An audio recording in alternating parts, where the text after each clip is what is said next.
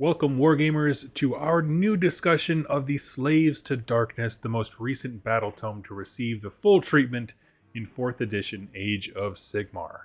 These are the restless masses of chaos, the mortal followers of the Dark Pantheon, bowing before fell powers in order to survive and thrive in the hellscape that the mortal realms became during the Age of Chaos.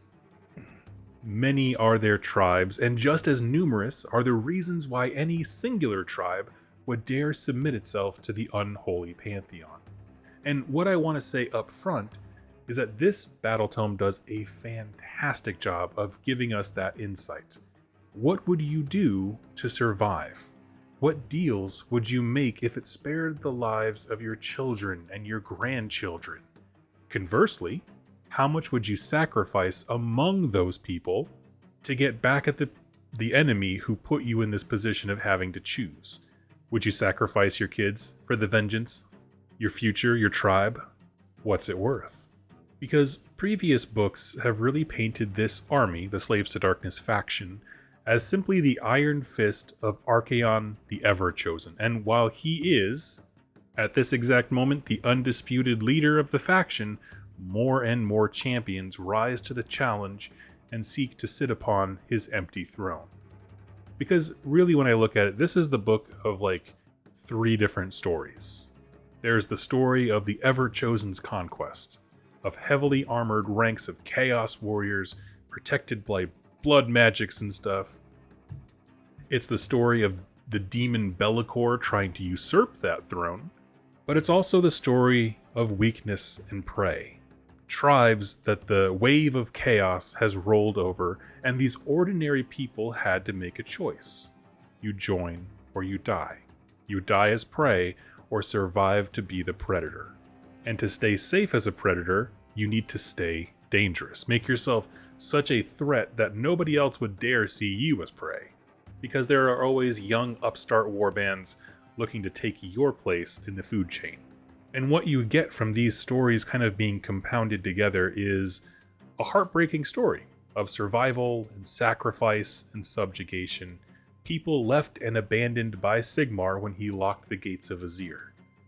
People who didn't wish ill on anyone suddenly needing to slaughter under Archaon's banner, or risk their homes and lives being destroyed themselves. And one thing I always loved in terms of the mental imagery that comes from early Age of Sigmar, actually an older Slaves to Darkness battle tome, I think. But the idea here is that the setting is not good and evil in a 50-50 split. The map is 99.999% blacked out, and there's a few pinpricks of light. Those pinpricks are the bastions of order.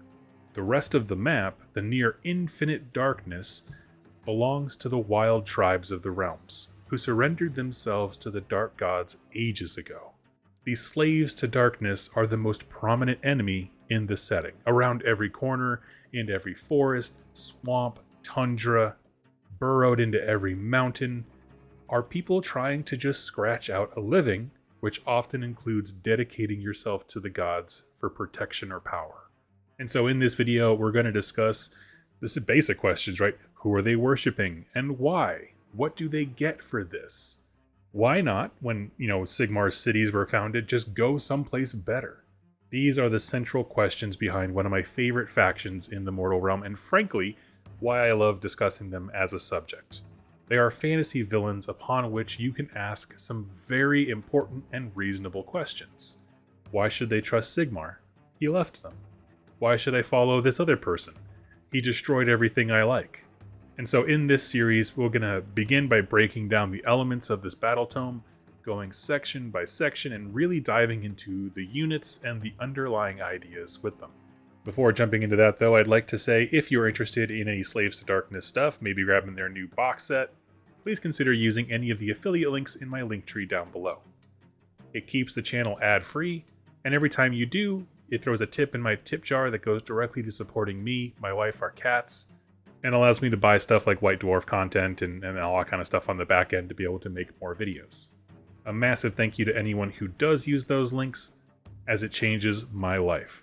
In addition, I want to say that if you're looking to learn more about playing the Slaves to Darkness, go check out Goonhammer. It's a fantastic blog and collection of videos and reviews and stuff like that online that can teach you how to play the game, as well as give you tips for painting and reviews of building models and things like that. Now, for those of you who are new to Age of Sigmar with the 4th edition, first of all, super welcome. Here is the best and most concise synopsis I can give about this faction, okay? In Age of Sigmar, there are 5 Chaos Gods: Khorne, Nurgle, Slaanesh, Tzeentch, and the Great Horned Rat who just ascended. Each of them is jealous over followers, corrupting mortals to do their bidding. There's an asterisk next to the Great Horned Rat because he's more interested in Skaven. But for the rest of them, this is why they have their own dedicated armies. The Blades of Khorne, the Hedonites of Slaanesh, and so on. They want to have their own followers. But one thing you have to remember is that collectively they are a single pantheon of gods.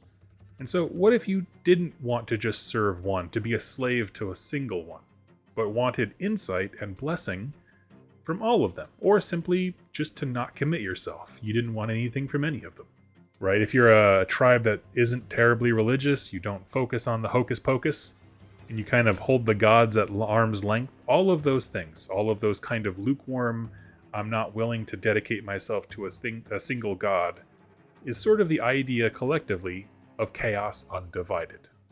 No single god, but we acknowledge them all as a pantheon.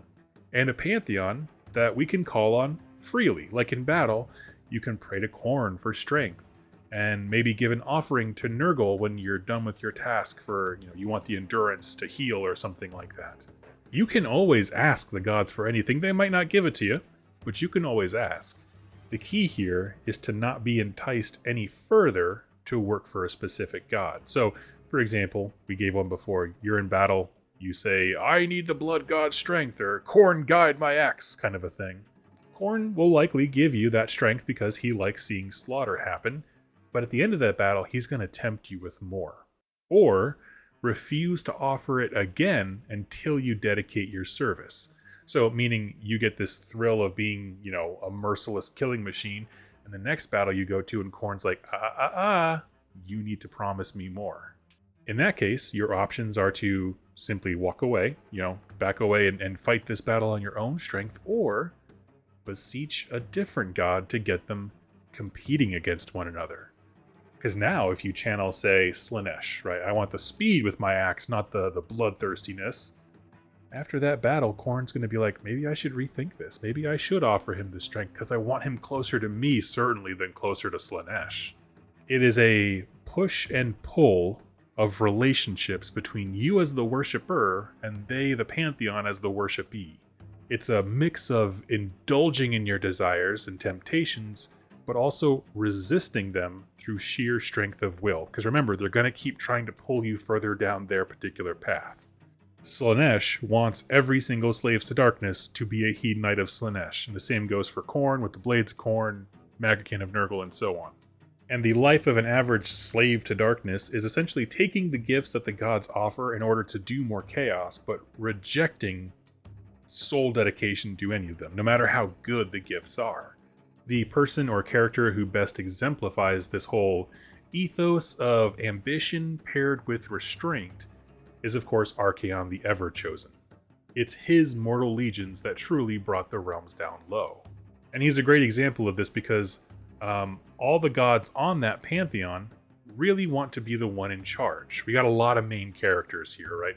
But the reason Archaon is successful on the grander scale than any other mortal is because he plays these gods off of each other to further his own agenda, while also demonstrating such grand achievements that even if the Chaos Gods are furious with him, they can't help but bless him. Right, if Nurgle's stuck attacking a fortress and he just cannot seem to crack its defenses and Archaon shows up and he does it, well, that means he obviously was the superior force. We should give blessings and resources to him. So he makes himself invaluable to the Chaos Gods, takes what he wants, but refuses to ever pledge himself. We're going to go more into Archaon in his own video, but his armies and the dedicated Chaos Guard armies that he's able to wrangle are essentially what made the mortal realms the hellscape that it is. As Archaon's forces swept over the mortal realms, all of the thousands of native inhabitants got swept up and incorporated into his war machine. You either show up, you join the party, or you get eaten. And to be honest, that's why I think this book has more flavor than the battletomes for Slaves to Darkness that came before it.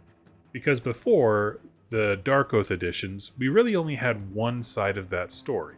I mean, we knew conceptually that tribes were out there getting swept up. There were a few short stories that involved characters like that. But on a tabletop, space, they were kind of just all consolidated generally to being generic marauders. Or the old Warcry warbands, rest in peace. But for the most part, it was just from Archaon's perspective, like this powerful subjugation, and everything else was kind of alluded to through units or lore.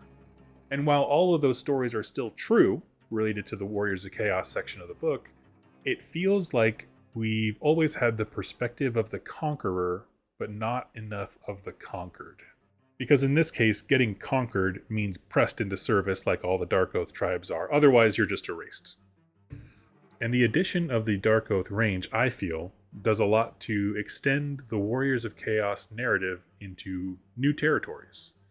Because when you step back, it's not really just about Archaon's Warriors of Chaos. It's not specifically a story of people making terrible choices and dark oaths. Those are simply political and military divisions, because collectively they are all slaves to darkness. There's different stories, perspectives, and narratives, but they share one thing in common, which is you're bound to something that is beyond your reckoning.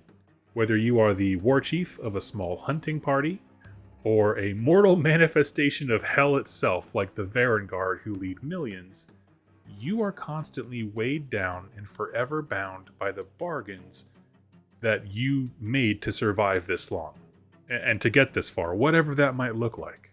Could be mutations that help you out, could just be an unnatural resistance to disease, something like that. Whether you sold your soul out because of a bad hunting season or losing a realm gate, you had to make some pacts to make it this far. And the only way to validate those choices is to A, survive, and B, keep going. Like with all the stuff that you're doing, and surviving means more deals, more bargains, more murder, more consequences. And so I love the term Slaves to Darkness for the army, because no matter who you're looking at, top of the food chain of Archaon or the bottom of the barrel when it comes to like the smallest tribe that a war chief could lead, all of them are under immense pressure to, one, perform for their chaos gods, but also to make good on the bargains that they already have, to justify why we need to keep going. And if you're kind of getting the idea here, this is an exceptionally lonely road to walk on. You constantly give up more and more of yourself to go further, to survive, to punish the ones who put you in this position, and it always ends the same way. If might makes right, then you need to be the most mighty. That means long life, supernaturally long, of making these kinds of bargains, bending the knee and abstaining. Doing the will of the gods, but spurning their enticing gifts as they try to lure you into their sole service. Only when you have enough blessings, clout, and sagas of success that one of these deities may offer the role of Demon Prince, which is essentially a mortal who ascends to demonhood with the blessing of a god. This makes you truly immortal. You are now perfectly immune to death, but not punishment. Or if that doesn't interest you, you can keep going further. Become the highest officer under Archaon and punish every level of authority that brought you to this point. It's just a different kind of survival with a different environment that these warriors are in. And one thing I want to back up and say here is that this overarching name for this cycle of dedication and reward while trying to spurn the gifts of what's being brought to you by the Chaos Gods is collectively called the Path to Glory. It can look like a lot of different things. It certainly looks different from one dedicated Chaos army to the next. Like the Path to Glory that a Khorne worshipper in the Blades of Khorne walks is different than a Nurgle follower from the Maggotkin of Nurgle. It's no different here. But the Path to Glory for Chaos Undivided is, again, making these deals with the gods, but never letting yourself fall to one completely. The only thing they have in common is that the goal is just to persist, if not thrive, in a chaotic world that you are now helping to create, which is sort of a weird, internal logic circle that I like. And to be honest, that's the note I really want to stress here in this first video, the first in the series. I try to make these videos so that if you watch the first video of the playlist, you'll have a good idea of what the army is like. And to me, the defining things are who they worship, the Chaos Gods, and then also the Path to Glory idea, because that's going to be something we see across this entire video series. We're going to talk about a lot of things. We're going to talk about Archaon and the Varenspire, the Dark Oath tribes, Be'lakor and his demon usurpers. There's a lot of narrative with several heroes, named characters, different directions that the model range goes into as far as monsters. But no matter what we are talking about, right, from the bottom of the barrel, which is, in my opinion, the Chaos Spawn, all the way to the top of Archaon, all of them are on a single step within this path to glory. Everyone's on a journey, even if it's the end of it. The stronger someone is, the more weighed down by bargains and sin their soul is. But everyone, by nature of being in this book, is on a path of some kind. They're going to do war differently, have vague or non-traditional religious views, spread far and wide, and be all levels of sentience in the case of our, the Minotaur type dudes. Whatever it is, they're actively choosing to do whatever it takes to survive. Because they know that in every corpse they step over, in every spawn they pass by, and every skull that they add to the pyre, is just one other person who couldn't keep up with this fast-paced work environment. And so, the horrors persist, and so do they. Now, on the note of who they worship, this is an interesting one, and one that I've always liked, is that the Slaves to Darkness, you have the big five, right? I mentioned them before: Khorne, Nurgle, Tzeentch, Slaanesh, and the Great Horned Rat. But the tribes of the realms don't necessarily view them in those specific five terms. For example, there could be like a tribe that, reveres their patron deity of like Papa Babadook or something like that. You just make up whatever name you want. And we know as readers that it's actually Nurgle, but they don't interpret it that way. Nurgle is not a name that's on their lips. They have their own religious order that is feeding the same energy to the same deity, but they don't perceive it the same way. And that's why I mentioned like odd religious beliefs, because you can have tribes that only worship a trinity, and they forget, say, Tzeentch and the Great Horned Rat, but they worship the other three. You could have a tribe where they know all five, but they just know them by different names if you want to keep it very simple. Or it could be like they favor one god and the others exist in the pantheon. So like Zeus is the most powerful of the Greek gods, but of course there's other ones in that same tier of power. It could be something like that. We see Khorne as, Odin, and everybody else is sort of a part in that story, or minor gods underneath him. And what this essentially does is just opens up all kinds of very fun story writing opportunities for us as fans. The only unifying thing about any given Slaves to Darkness army is that they are bad news for anyone else around them, including other Slaves to Darkness armies. Now, if you want to see what I think is a fantastic depiction of some of these smaller tribes, I would actually go read, I think it's called The Red Feast. It's basically the story of how Khorne comes into the Realm of Fire, and we get to meet the early mortal version of Korghos Kull. Now, while Korghos is a dedicated Chaos God follower, he's part of the Blades of Khorne, the book is great because the Chaos Gods have not entered the realms yet, and so it is a tribal culture trying to understand this unknowable horror that's coming down on them and the decisions that they make regarding it. Highly recommend that book, because essentially that's what every Dark Oath tribe does. Their beliefs, their customs, and traditions get either hijacked or twisted into something that fits with Archaon's goal, or some way that they can rationalize their religious views in spite of the slaughter that they're causing. What I love is that you can then start incorporating, we'll say previous or existing tribal beliefs onto stuff. So for example, what if your tribe really just regarded, we'll say, Nurgle, okay? And they regarded Nurgle very, very highly, but they see Nurgle as a plague bird, like a vulture, but the vulture acts like a phoenix, where it dies and has a cycle of birth and regrowth. That is very Nurgle-y. And you could kit bash your entire army to have banners of, the fetid bird or whatever you want to have it be called. And that absolutely makes sense as Slaves to Darkness lore. They'll call on Nurgle, and maybe there's some other minor god pantheons, brothers of this bird or whatever that you can call upon or channel.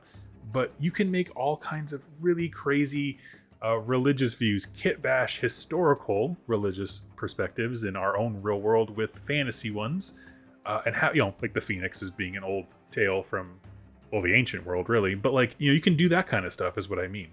Make something fun, unique, and utterly and completely different. It gives you the levers to pull not only the religious belief of this particular culture, but also how they perceive everybody else. And so I want to end this video, like I end all my videos, asking the simple question, why is this cool? What I love about this is that Slaves to Darkness as a book is the story of madmen making the world go around them go mad as well, right? And we get both sides of that. I feel as though the Be'lakor, Archaon, and Warriors to Chaos vibe is about the madmen. And then all the Dark Oath stuff and the monsters are the effects of what they've done to the realms, turning the realms mad around them. And the two become one. They are a cohesive force. Certainly the model range looks fantastic, but I love that duality of perspectives now. And that's what I think the biggest addition to this book was. The Dark Oath stuff didn't distract from the Warriors of Chaos. It simply added to it by giving us more perspectives of those events happening in the realms and why people do what they do.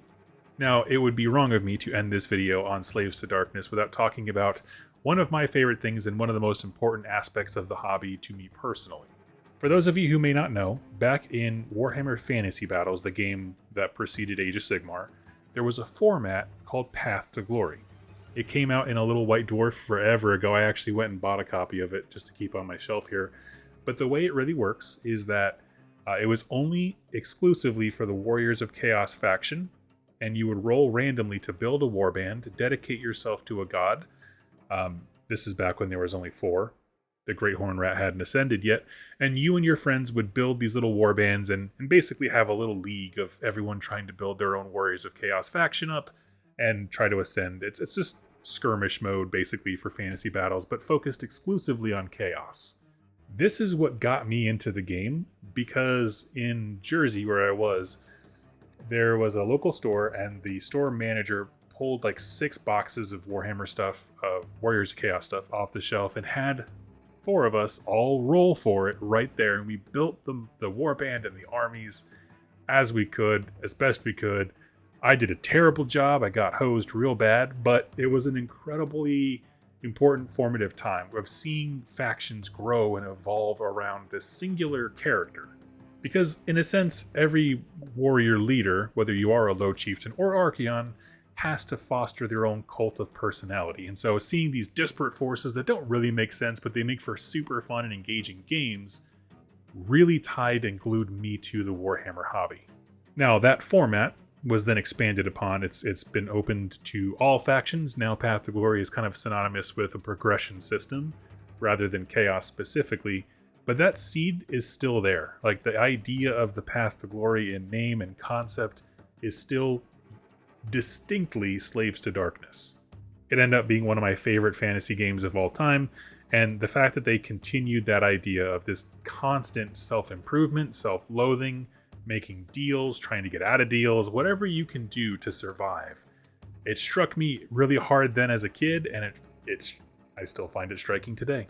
But yeah, it was essentially the tale of building your warband, having mutations. It was all of the things, the concepts that exist in this battletome just put into a skirmish format.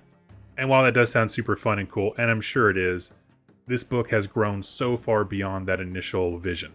Right now we're telling much deeper stories about the conqueror and the conquered, what it means to be abandoned by Sigmar, how that really messes people up, and what happens when you have to survive in a world where you are truly all alone.